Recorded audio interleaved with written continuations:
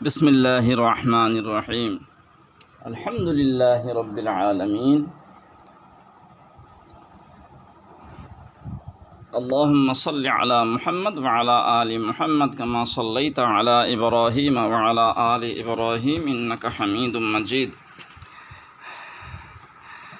আলহামদুলিল্লাহ,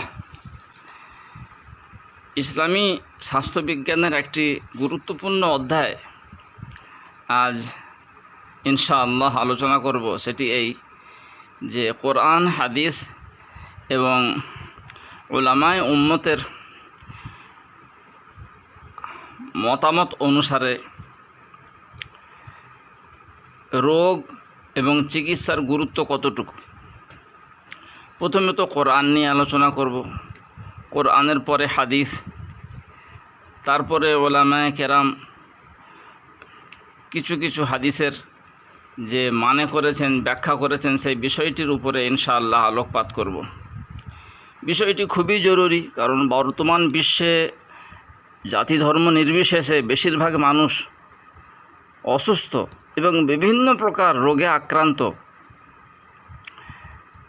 সেই রোগের কারণ ইত্যাদি নিয়ে আমরা আলোচনা এখন করতে চাই না।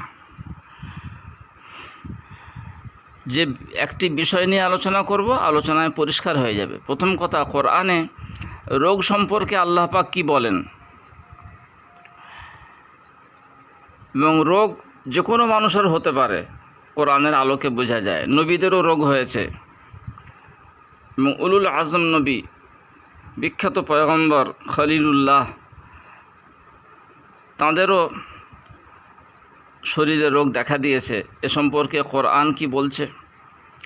আউযু বিল্লাহি মিনাশ শাইতানির রাজীম ওয়া ইযা মারিযতু ফাহুয়া ইয়াশফিন।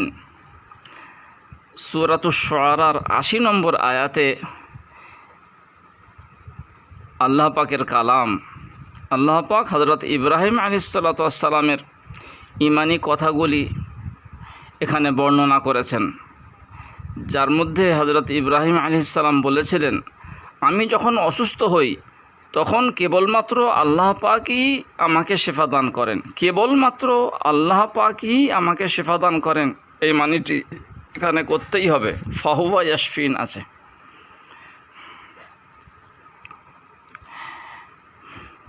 অসুস্থ হলে বলা চলবে কি না, এটাও কোরআনের আলোকে বোঝা যায়। বলা চলবে। সে অসুস্থতা শারীরিক হোক অথবা মানসিক হোক, মনের ব্যথা হোক অথবা শরীরের কোনো ব্যথা হোক, সেই অসুস্থতা ভাষায় প্রকাশ করা যাবে, এতে কোনো অসুবিধে নেই। এই বিষয়টি সূরা সাফাতের 89 নম্বর আয়াতে আছে। হযরত ইব্রাহিম আলাইহিসসালামকে যখন তার কওমের লোকেরা বাৎসরিক পার্বণে এবং শিরিক মিশ্রিত অনুষ্ঠানে যোগদান করার আমন্ত্রণ জানিয়েছিল, তখন হযরত ইব্রাহিম আলাইহিসসালাম আকাশের তারাগুলির দিকে তাকিয়ে বলেছিলেন যে আমি অসুস্থ। ফানাযারা নাযরাতান ফিন নুজুম ফাকালা ইন্নী সাকিম। সূরা সাফাত 88 এবং 89 নম্বর আয়াত। হযরত আইয়ুব আলাইহিসসালাম সম্পর্কে আল্লাহ পাক বলছেন সূরা আম্বিয়াতে যে তিনি যখন তার রবকে ডেকেছিলেন এই বলে যে আমার রোগ হয়েছে, আমার অসুখ করেছে, আর আপনি সবচেয়ে বড় দয়ালু। আউযু বিল্লাহি মিনাশ শাইতানির রাজীম ওয়া আইয়ুবা ইয নাদা রাব্বাহু আন্নী মাসসানিয়াদ দুররু ওয়া আনতা আরহামুর রাহিমিন। 83 নম্বর আয়াত সূরা আম্বিয়া। আর আইয়ুব নবীর কথা স্মরণ করুন, যখন তিনি নিজ প্রভুকে ডেকেছিলেন যে আমার অসুখ করেছে আর আপনি সবচেয়ে বড় দয়ালু। ফাস্তাজাবনা লাহু ফাকাশাফনা মা বিহি মিন দুররিন ওয়া আতাইনাহু আহলাহু ওয়া মিসলাহুম মাআহুম রাহমাতাম মিন ইনদিনা ওয়া যিকরা লিল আবিদিন। আল্লাহ তারপরে বলছেন যে আমি আইয়ুব নবীর ডাকে সাড়া দিলাম এবং আইয়ুব নবীর শরীরে যা অসুখ করেছিল সেই অসুখ দূর করে দিলাম। আর আইয়ুব নবীর পরিবার পরিজন আবার ফিরিয়ে দিলাম। আর সেই পরিবার পরিজনের যতজন আগে ছিল ততজনই আবার দিলাম আমার তরফ থেকে রহমত স্বরূপ, আর ইবাদত করনেওয়ালা বান্দাদের জন্য নসিহত এবং স্মরণীয় নসিহত স্বরূপ। যদি কোনো মানুষ কারোর চিকিৎসা করেন এবং চিকিৎসায় ফায়দা হয়, লাভ হয়, আমি চিকিৎসা করি, আমি ভালো করে দিই, এই কথাটি বলা যাবে না। কারণ হযরত ঈসা আলাইহিসসালাতু ওয়াসসালাম জন্মান্ধ ব্যক্তিদেরকে আল্লাহ পাকের হুকুমে ভালো করে দিতেন এবং কুষ্ঠ রোগীকেও ভালো করে দিতেন আল্লাহ পাকের হুকুমে। সেখানে উনি ওই বিইজনিল্লাহ শব্দটি ব্যবহার করেছেন, ওয়া উবরিউল আকমাহা ওয়াল আবরাসা বিইজনিল্লাহ। এই কথাটি আবার সূরা আনআমে আল্লাহ পাকও তাকে এই বিষয়টি স্মরণ করিয়ে দিচ্ছেন যে আমার হুকুমে নবী ঈসা আপনি এই করতেন। বোঝা যায় যে কোনো জায়েজ তরিকায় অসুস্থ রোগীকে সুস্থ করে দেওয়ার কাজটি যদি কোনো মানুষের মাধ্যমে হয়, প্রথমে তো বোঝা গিয়েছে কেবলমাত্র আল্লাহ পাকই সুস্থ করেন। এবার যদি মাঝখানে কোনো চিকিৎসক ডাক্তার মাধ্যম হন বা কোনো ওষুধ মাধ্যম হয় বা আরও অন্য কোনো কিছু ব্যক্তি বস্তু, তখন আল্লাহ পাকের হুকুমেই এই রোগী ভালো হয়েছে বিষয়টি বলতেই হবে এবং দিলে দিলে ইয়াকিনও করতে হবে। অসুখ ছাড়াও যে কোনো রকমের বিপদ আপদ হলে আল্লাহ পাককেই ডাকতে হয় নিজের ভুল স্বীকার করে। এই বিষয়টিও আল্লাহ পাক বলে দিয়েছেন। এখানে শুধু অসুখের বিষয় নয়, ওটা যে কোনো বিপদের ব্যাপারে, এবং অসুখের ক্ষেত্রেও ওই দোয়াটি পড়া চলে। যেহেতু হাদিসে আছে যে ইউনুস নবীর এই দোয়াটি যে কোনো বিপদগ্রস্ত বান্দা যদি পড়তে থাকে তো অতি অবশ্যই আল্লাহ পাক তাকে সে বিপদ থেকে উদ্ধার করেন। এটা হাদিস পাকে পরিষ্কার ভাষায় আছে।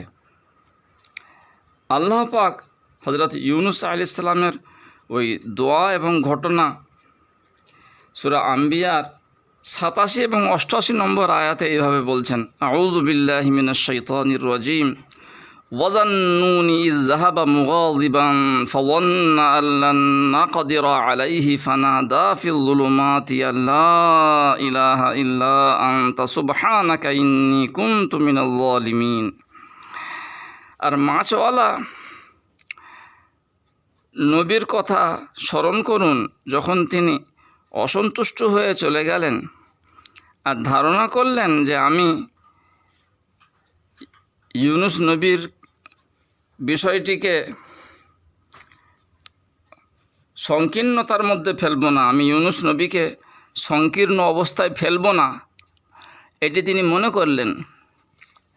তারপর যে ঘটনা ঘটল তারপর তিনি বহু অন্ধকারের ভিতরে ডাকলেন যে লা ইলাহা ইল্লা আনতা, আপনি ছাড়া আর কোনো মাবুদ নেই, সুবহানাকা, আপনি সমস্ত দোষ ত্রুটি থেকে মুক্ত, ইন্নী কুনতু মিনাল যালিমিন, আমি নিজের নফসের ক্ষতিকারীদের মধ্যে একজন, যারা নিজের পায়ে নিজে কুড়ুল মারে, নিজের ক্ষতি নিজের হাতে করে, তাদের মধ্যে আমি একজন বলে তিনি ভুল স্বীকার করলেন। আল্লাহ পাক তারপরে বলছেন, ফাস্তাজাবনা লাহু ওয়া নাজ্জাইনাহু মিনাল গাম্মি ওয়া কাযালিকা নুনজিল মুমিনিন। আল্লাহ বলছেন আমি ওই ইউনুস নবীর ডাকে সাড়া দিলাম আর তাকে টেনশন মুক্ত করলাম, আর এইভাবেই আমি ঈমানওয়ালা বান্দাদেরকে নাজাত দিয়ে থাকি। তার মানে সমস্ত ঈমানওয়ালাদেরকেই বিপদগ্রস্ত হয়ে যদি তারা এইভাবে এই জিকিরের মাধ্যমে নিজেদের ভুল স্বীকার করে আল্লাহকে ডাকে, তো আল্লাহ পাক বলছেন আমি তার ডাকে সাড়া দিই এবং তাকে বিপদমুক্ত করি। এমনি রোগের সম্পর্কে আরও অনেক আলোচনা কোরআনে আছে, সেগুলো দিলের রোগ, যেমন আল মুনাফিকুন ওয়াল্লাযিনা ফি কুলুবিহিম মারাদ, যাদের দিলে অসুখ আছে। এই সব অসুখগুলো মারাজগুলো বলতে দিলের রোগ, ইমানের রোগ বোঝানো হয়েছে। শারীরিক রোগ নয়। শারীরিক রোগ সম্পর্কেও কোরআনে আলোচনা আছে, সেখানে অন্য মাসাইল এবং হুকুম আল্লাহ পাক বলেছেন। যেমন সূরা বাকারায় আল্লাহ পাক বলছেন, ঈমানওয়ালারা তোমাদের উপরে রোজা ফরজ করা হয়েছে, যেভাবে তোমাদের পূর্ববর্তী আগেকার উম্মতদের উপরে রোজা ফরজ করা হয়েছিল, যাতে তোমরা মুত্তাকি হয়ে যাও। গোনাগুনতি কিছুদিনের জন্য মাত্র এই রোজা। এবার তোমাদের মধ্যে যদি কেউ অসুস্থ হয় বলে সে অসুস্থ ব্যক্তি এবং মাজুরদের মাসআলা আল্লাহ পাক বলেছেন, আউযু বিল্লাহি মিনাশ শাইতানির রাজিম, ইয়া আইয়ুহাল্লাযীনা আমানু কুতিবা আলাইকুমুস সিয়ামু কামা কুতিবা আলাল্লাযীনা মিন ক্বাবলিকুম লাআল্লাকুম তাত্তাকুন আইয়ামাম মা'দুদাত ফামান কানা মিনকুম মারিদান আও আলা সাফার বলে তার হুকুম বলেছেন। ওখানে অসুস্থ মানুষের মাসাইল বলেছেন আল্লাহ পাক রোজার বিষয়ে 184 পৃষ্ঠায়। এইভাবে হজ ওমরার মাসাইল বলতে গিয়ে আল্লাহ পাক ওখানেও অসুস্থ মানুষের মাসাইল বলেছেন। ওয়া আতিম্মুল হজ্জ ওয়াল উমরাতা লিল্লাহ থেকে নিয়ে সূরা বাকারার 196 নম্বর আয়াতে ফামান কানা মিনকুম মারিদান আও বিহি আযাম মির রাসিহি ফাফিদিয়াতুম মিন সিয়াম বলে ওখানে অসুস্থ মানুষের হুকুম বলেছেন। এই অসুস্থ হলে যে কীভাবে ডাকতে হয় এই বিষয়টি এখানে বলেননি। যে আয়াতগুলো প্রথমে পড়লাম ওই আয়াতগুলোর মধ্যে আল্লাহ পাক বলে দিয়েছেন। ঠিক ওইভাবে আরও কিছু সলাতুল খৌফের বিষয়েও যখন আল্লাহ হুকুম আহকাম বলেছেন, সেখানেও অসুস্থতার মাসাইল আলাদা বলে দিয়েছেন। যে ওয়া ইন কানা বিকুম আযাম মিন মাতারিন আও কুনতুম মারদা বলে ওখানে কিছু মাসাইল বলেছেন সূরা নিসার মধ্যে। কিন্তু অসুস্থ অবস্থা থেকে সুস্থ হওয়ার কথাগুলি এই প্রথমে পড়া আয়াতগুলির মধ্যে এসে গিয়েছে। এবার আসুন হাদিসের দিকে। তারপরে আমাদের মনে কিছু প্রশ্ন জাগে, সে প্রশ্নগুলির উত্তর দিয়ে কথা আলোচনা শেষ করব। কিন্তু কোরআনের আলোকে অসুস্থতার বিষয়টি জানা দরকার ছিল বলে কোরআনের আয়াতগুলি হাওয়ালা সহ বললাম। সলাতুল খৌফের বিষয়েও যখন আল্লাহ হুকুম আহকাম বলেছেন, সেখানেও অসুস্থতার মাসাইল আলাদা বলে দিয়েছেন। যে ওয়া ইন কানা বিকুম আযাম মিন মাতারিন আও কুনতুম মারদা বলে ওখানে কিছু মাসাইল বলেছেন সূরা নিসার মধ্যে। কিন্তু অসুস্থ অবস্থা থেকে সুস্থ হওয়ার কথাগুলি এই প্রথমে পড়া আয়াতগুলির মধ্যে এসে গিয়েছে। এবার আসুন হাদিসের দিকে। তারপরে আমাদের মনে কিছু প্রশ্ন জাগে, সে প্রশ্নগুলির উত্তর দিয়ে কথা আলোচনা শেষ করব। কিন্তু কোরআনের আলোকে অসুস্থতার বিষয়টি জানা দরকার ছিল বলে কোরআনের আয়াতগুলি হাওয়ালা সহ বললাম। রোগ ব্যাধি সম্পর্কে হাদিসে আছে, বুখারী শরীফের হাদিস, হযরত আবু হুরায়রা রাদিয়াল্লাহু আনহু বলছেন, রাসূলুল্লাহ সাল্লাল্লাহু আলাইহি ওয়াসাল্লাম বলেছেন, মা আনজালাল্লাহু দান ইল্লা আনজালা লাহু শিফান। আল্লাহ পাক যখনই কোনো রোগ নাজিল করেন তখনই তার জন্য শিফাও নাজিল করেন, বা আল্লাহ পাক যা রোগ ব্যাধি নাজিল করেছেন তার জন্য অতি অবশ্যই শিফা এবং চিকিৎসার ব্যবস্থা রেখেছেন।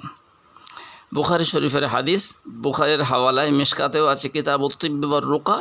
মিশকাতের এই অধ্যায়টি, কিতাবুত তিব্বি ওয়ার রুকা অধ্যায়টি 387 পৃষ্ঠা থেকে শুরু হচ্ছে। দ্বিতীয় হাদিস হযরত জাবির রাদিয়াল্লাহু আনহু থেকে বর্ণিত, রাসূলুল্লাহ সাল্লাল্লাহু আলাইহি ওয়াসাল্লাম বলেছেন, মুসলিম শরীফের হাদিস, লিকুল্লি দাইন দাওয়াউন ফাইযা উসিবা দাওয়াউন আদ-দা বারা বিইজনিল্লাহ।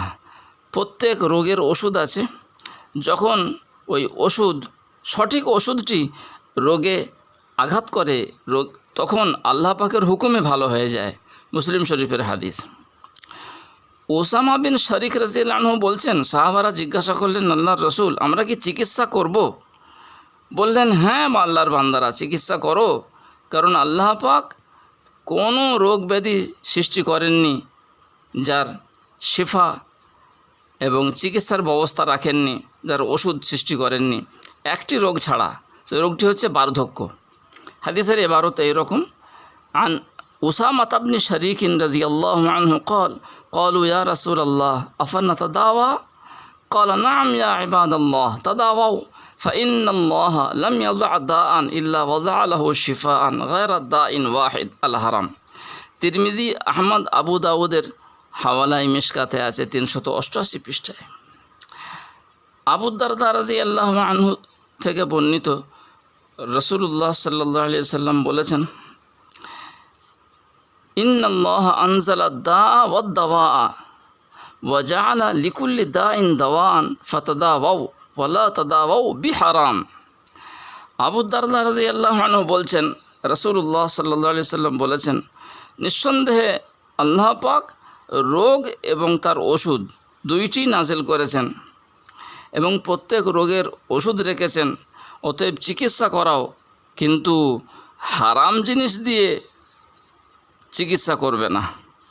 আবু দাউদ শরীফের হাদিস। এরপর হযরত আবু হুরায়রা রাদিয়াল্লাহু আনহু থেকে বর্ণিত, রাসূলুল্লাহ সাল্লাল্লাহু আলাইহি ওয়াসাল্লাম খবিস ওষুধ ব্যবহার করতে বারণ করেছেন। রিওয়ায়াত করছেন, নাহা রাসূলুল্লাহ সাল্লাল্লাহু আলাইহি ওয়াসাল্লাম আনিদ দাওয়াইল খবিস। তিরমিজি, ইবনে মাজা, আবু দাউদ এবং মুসনাদ ইমাম আহমদ ইবনে হাম্বলের হাওয়ালায় মিশকাত শরীফে হাদিসটি আছে। আরও অনেক হাদিস আছে, কিন্তু বাছাই করা, চয়ন করা কিছু হাদিসের এবারত পড়লাম। এরপরে আসল কথায় ফিরে আসি। রোগ ব্যাধির মধ্যে ছোঁয়াচে রোগ বলে কোনো কিছু আছে কিনা একটি প্রশ্ন। 2 নম্বর, চিকিৎসা করা সম্পর্কে আমরা জানতে পারলাম চিকিৎসা করার অনুমতি আছে, কিন্তু চিকিৎসা করার শর্তগুলো এখানে নেই, অন্য হাদিসে রাসূলুল্লাহ সাল্লাল্লাহু আলাইহি ওয়াসাল্লাম বলে দিয়েছেন, সেগুলো আমাদের সবার জানা দরকার। সাধারণভাবে আমরা জানি যে চিকিৎসা করতে হয়, চিকিৎসা করা সুন্নত, এটা জানতে হবে, ফরজ ওয়াজিব নয়, চিকিৎসা করা সুন্নত মাত্র। কোনো ব্যক্তি যদি চিকিৎসা না করার কারণে, এবং কারণে তো হতে পারে না, কারণ মৃত্যু তো অবধারিত, নির্দিষ্ট সময়ই আসবে, এটা ইয়াকিন করা প্রত্যেক মুসলমানের জন্য ফরজে আইন, নতুবা ইমানের ক্ষতি আছে। কারণ কোরআন বলছে, ওয়া মা কানা লিনাফসিন আন তামুতা ইল্লা বিইজনিল্লাহি কিতাবাম মুআজ্জালা। কোনো প্রাণী মারা যেতেই পারে না, শুধু ওই সময়ই মারা যেতে পারে যখন আল্লাহ পাকের হুকুম হবে এবং নির্দিষ্ট টাইম আসবে। অতএব কোনো রোগের কারণে মারা যেতে পারে না, কোনো মুসলমান বলতেই পারে না যে এই রোগের কারণে মারা গিয়েছে, এবং এই বিষয়টি হাদিসের দ্বারাও প্রমাণিত। যখন জান কবজ করার দায়িত্ব আল্লাহ পাক ওই জিন মখলুকাত সৃষ্টি এর মুহূর্তে আল্লাহ ইসরাইলকে দিলেন, ইসরাইল বলেছিলেন পরওয়ারদিগার জান কবজ করার দায়িত্বটি অন্য কাউকে দেন। এই জিন ইনসান যাদের মধ্যে আপনি কথা বলার যোগ্যতা দিয়েছেন, ওরা আমাকে লানত করবে আর আমার সহ্যের বাইরে হয়ে যাবে। আল্লাহ পাক বললেন, তুমি দায়িত্ব নিয়ে নাও, তো অন্য যাকে দেবো সেও তো একই কথা বলবে, তুমি দায়িত্ব নিয়ে নাও। আমি মৌতের এত আসবাব, অসংখ্য আসবাব সৃষ্টি করব যে মানুষ এ কথা বলবেই না যে ইসরাইল জান কবজ করেছে, বা ওর সবাই আসবাব নিয়ে আলোচনা করবে, কি হয়েছিল, কেন মারা গেছে, এই নিয়ে আলোচনা করবে। কোনো মানুষ তোমাকে লানতই করবে না। বাস্তবিক পক্ষে আল্লাহ পাকের কথা কত সত্য দেখুন, কত লাখ লাখ না হাজার হাজার বছর কেটে গিয়েছে, কোনো মানুষের মারা যাওয়ার কারণে ইসরায়েলকে কেউই লানত করে না। সবাই জিজ্ঞেস করে কি হয়েছিল গা, তো আল্লাহ পাক যা বলেছিলেন তাই ঘটছে। তাহলে এবার কথা হলো, চিকিৎসা করা সুন্নত, এটি মাসআলা, কিন্তু ওতে শর্ত আছে। ইমানওয়ালা ডাক্তার হতে হবে এবং দক্ষ হতে হবে এবং পরহেজগার হতে হবে। পরহেজগার ইমানওয়ালা এবং দক্ষ ডাক্তারের কাছেই চিকিৎসা করতে হবে। বেঈমান ডাক্তারের কাছে চিকিৎসা করা যাবে না, এই বিষয়ে পরিষ্কার হাদিস আছে। এমনকি বেঈমান মানুষের কাছে কোনো বিষয়ে পরামর্শও নেওয়া যাবে না, পরিষ্কার হাদিস আছে। লা তাস্তাশিরুল মুশরিকিনা ফি শাই, এই মর্মে। এবং ফুকাহায়ে কেরাম ফিকহের কিতাবে বিষয়টি পরিষ্কার বলে দিয়েছেন, কিন্তু মানুষ এটি নিয়ে আলোচনা করে না। অনেক বিষয় যেমন ইচ্ছা করে ভুলে যায়, সে বা নিজের খায়েশাতে নফসের দাসত্ব করে, ওই রকম এটাও হয়েছে। পরহেজগার ইমানওয়ালা এবং দক্ষ হতে হবে। এমনকি ফিকহের কিতাবে আছে, আনাড়ি ডাক্তারকে অপসারণ করা এবং তার উপর জরিমানা চাপানো, এটা মুসলিম সরকারের কর্তব্য।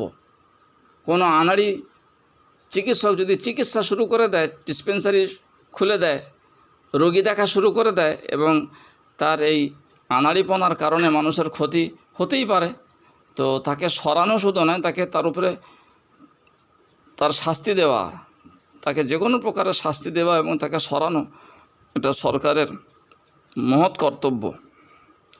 তাহলে বোঝা গেল ঈমানওয়ালা, পরহেজগার এবং দক্ষ ডাক্তারের কাছেই চিকিৎসা করাতে হবে।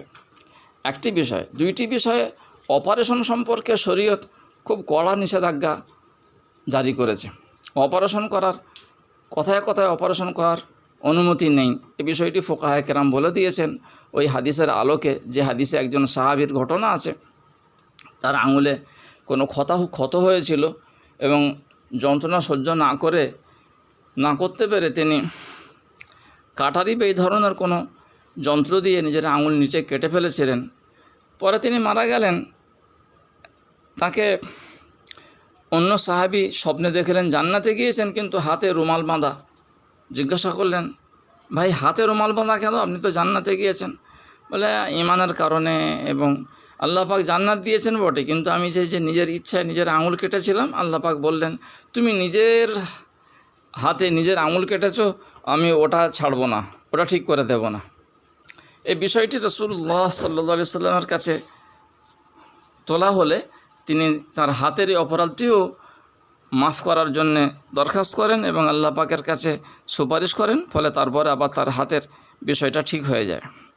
এখানে ফুকাহায়ে কেরাম বলেছেন, এবং আমাদের সাবেক দারুল উলুম দেওবন্দের শাইখুল হাদিস মুফতি সাঈদ আহমদ পারানপুরি বলেছিলেন ক্লাসে, যে অপারেশনের মাসআলা থেকে বের হয়, কোনো বিষয়ে যদি অপারেশনের পর ভালো হয়ে যাওয়ার আশা 99% হয় বা 90% হয়, তবে অপারেশন করা চলবে, নতুবা চলবে না। অপারেশনকে এড়িয়ে চলতে হবে। অপারেশন ছাড়া অন্যান্য চিকিৎসার ব্যবস্থা গ্রহণ করতে হবে, কারণ চিকিৎসার মাধ্যমেই অপারেশন করলেই যে ভালো হয়ে যাবে এমন কোনো কথা নয়। এরকম বহু দেখা গিয়েছে, এবং বেশিরভাগ ক্ষেত্রে দেখা যায় বড় বড় অপারেশনের পরেও অপারেশনের আগে যে কষ্ট ছিল সে একই কষ্ট রয়ে গিয়েছে। মাঝখান থেকে শুধু টাকা গেল এবং আরও কিছু ক্ষতি হলো।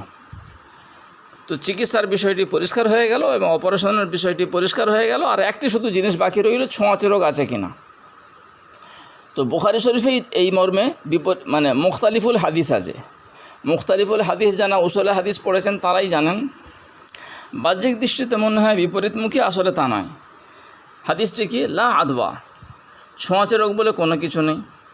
আবার বুখারী শরীফেই আবার অন্য জায়গায় হাদিস আছে যে কুষ্ঠরোগে আক্রান্ত রোগীর কাছ থেকে এমন পালাও যেমন সিংহ থেকে পালানো উচিত। এই দ্বিমুখী হাদিস দুইটির মধ্যে সামঞ্জস্য যে ওলামারা বলেছেন, তাহলে মানে কি? তো এর খুব সহজ মানে হচ্ছে এই, প্রকৃতপক্ষে ব্যাপার এইরকম যে কোনো রোগ ছোঁয়াচে নয়। যাবতীয় রোগ, মৃত্যু, ঘটনা সব একমাত্র আল্লাহ পাকের হুকুমেই হয়। এটি বাস্তব। জাহেরি বাতিনি সমস্ত বিষয়ে একই ব্যাপার চলে, এটি মনে করতে হবে। এবার কোনো রোগ যদি কোনো মানুষকে ধরে ফেলে এবং প্রচণ্ড আকারে ধরে ফেলে, তখন সাবধানতা হিসাবে তা থেকে মানুষ দূরে থাকতে পারে, এবং এই দূরে থাকাটাকে ঈমানের বিপরীত বলা যাবে না। কারণ কুষ্ঠরোগে আক্রান্ত অথবা যক্ষ্মা রোগে আক্রান্ত বা এরকম যে কোনো শরীরের ক্ষত থেকে রক্ত পুঁজ ঝরছে, ওই রকম রোগী যদি মসজিদে হাজির হয়, সেখানে মসজিদ নাপাক হবে, অন্য মানুষ সেই দুর্গন্ধে চলে যাবে। শুধু তাই নয়, মসজিদের আদব রক্ষা করা মুশকিল হবে। সেই জন্যে ওলামায়ে কেরাম বলেছেন, ওই রকম রোগ যদি বাস্তবে কারোর হয়ে যায় এবং প্রচণ্ড আকার ধারণ করে এবং মসজিদের পরিবেশ বিঘ্নিত হয়, তখন তাকে বাড়িতে নামাজ পড়তে হবে, মসজিদে নয়। এ মর্মে হাদিস আমরা পেয়ে গিয়েছি। তায়েফের সাকিব বংশের লোকেরা যখন একেবারে শেষ মুহূর্তে মক্কা বিজয়ের পরে মুসলমান হতে এলেন, তখন তাদের মধ্যে একজন কুষ্ঠরোগীও এসেছিলেন। তাকে আল্লাহ রসুল এবং পুরুষেরা তো রাসূলুল্লাহ সাল্লাল্লাহু আলাইহি সাল্লামের হাতে হাত দিয়ে বায়াত হচ্ছিলেন। সেই কুষ্ঠরোগে আক্রান্ত ব্যক্তিটিকে রাসূলুল্লাহ সাল্লাল্লাহু আলাইহি সাল্লাম বসে থাকা অবস্থায় দেখে বললেন, আমি তোমাকে বায়াত করে নিয়েছি, তুমি ফিরে যাও। বলতে তিনি ফিরে চলে গেলেন। মানে তার হাতে হাত দিয়ে বায়াত তিনি করলেন না। অন্য হাদিসে এটাও আছে, যারা হাদিসও চর্চা করেন তারা প্রশ্ন করবেন যে আমাদের সামনে আরেকটি হাদিস আছে যে কুষ্ঠরোগীকে আল্লাহ রসুল সাল্লাল্লাহু আলাইহি সাল্লাম সাথে করে নিয়ে খেয়েছেন। তো তার উত্তর এই হতে পারে, আল্লাহ পাক ভালো জানেন, হয়তো তার কোনো শরীরের কোনো এক জায়গায় কুষ্ঠরোগ শুরু হয়েছিল মাত্র। কুষ্ঠরোগ শুরু হয় যখন সামান্য কোনো এক জায়গায় সাদা দাগ হয়, তারপরে সেইটি আস্তে আস্তে ছড়াতে গোটা শরীরে ছড়ায়, তারপরে পচন দেখা যায়, দুর্গন্ধ দেখা যায়, দুর্গন্ধের পরে পচন দেখা যায়, তখন সারা শরীরে ছড়িয়ে পড়ে এবং এমনকি মাংস পর্যন্ত খসে পড়ে, পোকামাকড় ইত্যাদি হয়ে যায়।